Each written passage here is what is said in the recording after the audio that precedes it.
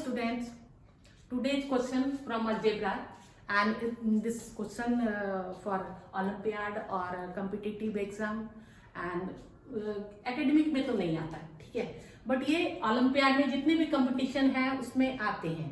तो ये क्वेश्चन देखो थोड़ा सा हटके है। 500 into 501, 502, 503 plus 1 and root over. You have to find out the value of this term. तो सिंपली ये देखो, अगर आप मल्टीप्लाई करने के लिए लग जाओगे, इट में भी पॉसिबल कि ये 500 के जगह बड़ा भी टर्म दिया जा सकता है कि 5000 या 2000, 4000, इनको कुछ भी हो सकता है। तो अगर और भी बड़ा टर्म हो तो आप कैसे निकालोगे? अगर कैलकुलेशन करने के लिए बैठोगे तो ये बहुत लेंदी चला जाएगा। तो मैं क्या करती हूँ कि let 500 is equal to n, right. तो अब ये क्वेश्चन क्या बनेगा? n plus 1, n plus 2, n plus 3 plus 1. This is the term. Okay. Solution मैं क्या करती हूँ, अब ये देखो जैसे ऐसा क्वेश्चन आएगा तो इसमें है कि ये क्वेश्चन अगर ये परफेक्ट स्क्वायर होता तो ये इजीली सॉल्व हो जाता। इट मींस है कि 90% चांस, 99% चांस होंगे कि ये परफेक्ट स्क्वायर किसी का होगा। अब ये है किसका होगा, तो यही आपको ट्रिक लगाना है और यही ढूंढना है आपको कि ये किसका परफेक्ट स्क्वायर हो सकता है। तो मैं वही, चलो मैं भी कोशिश करती हूँ कि किसका ये परफेक्ट स्क्वायर हो सकता है। मैं क्या करती हूँ, इन दोनों टर्म को मल्टीप्लाई करती हूँ। तो n और n plus 3 मैं एज इट इज रख देती हूँ और इसको मैं मल्टीप्लाई करती हूँ। तो n square plus 2n plus n plus 2, ठीक है, प्लस 1। अब मैं क्या करूंगी कि n square plus 3n,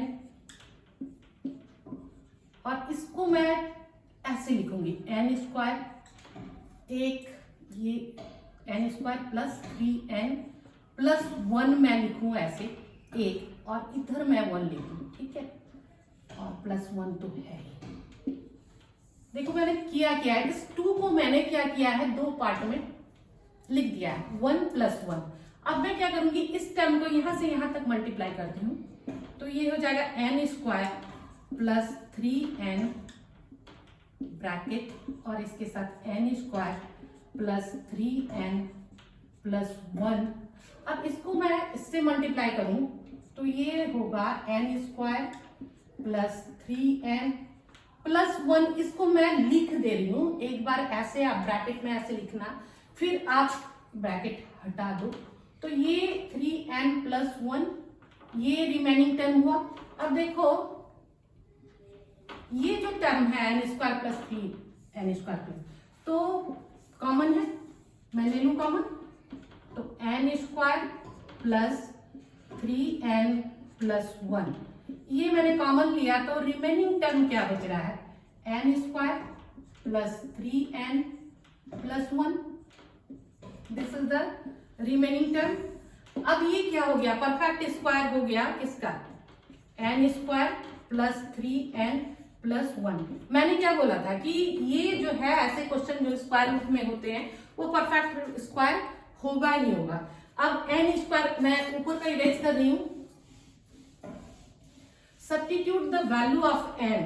what is the value of n? n is equal to 500, so the solution will 500 square of 500 plus 3 into 500 plus 1, it is equal to 2500, 4 times 0 and 1500 and 1. This is 105152. This is the required answer. Is that clear? Okay, thank you.